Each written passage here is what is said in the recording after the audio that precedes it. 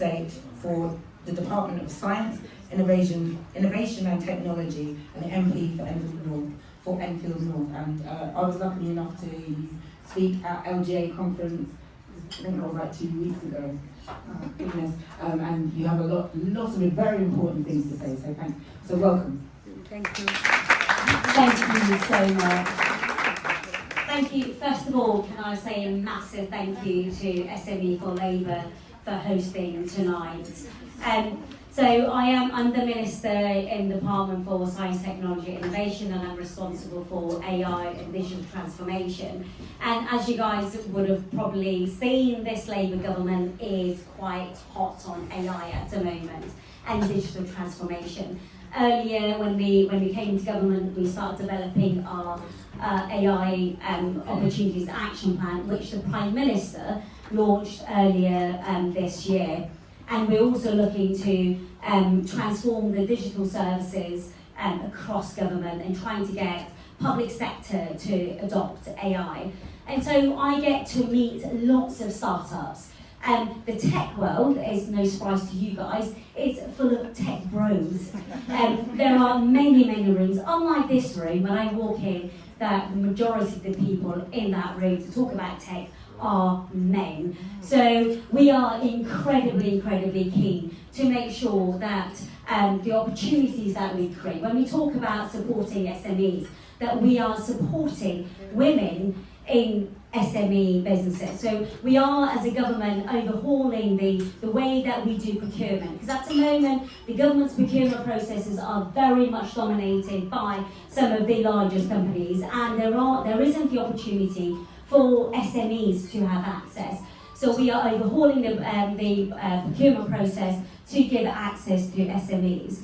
But recently we had a London Tech Week, and at that event we had an event for women. It was called the 50 Most Influential Women, and I got to meet some of the most amazing brains in tech and some of the most amazing companies led by women. And I got talking to them, and I was thinking, I thought, I was into science, lots of women are into science.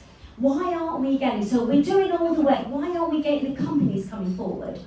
And it wasn't so much that the women aren't coming forward. You do have plenty of female entrepreneurs, but it's where you get venture capital investment. Women are still with companies that are owned by women, and when they go for seed funding, when they go to try to raise funds, aren't attracting funding. So we have in this government programs through Innovate UK to support female-only businesses to succeed, because we know, we are 52% of the, I've increased by 1%, we are 52% of the population. Annalise said 51, but I'm saying 52.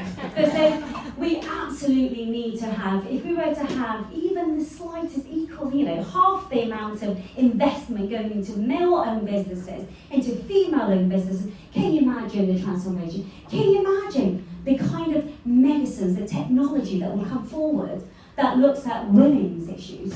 It will be transformative. So Annalise said something that was incredibly important.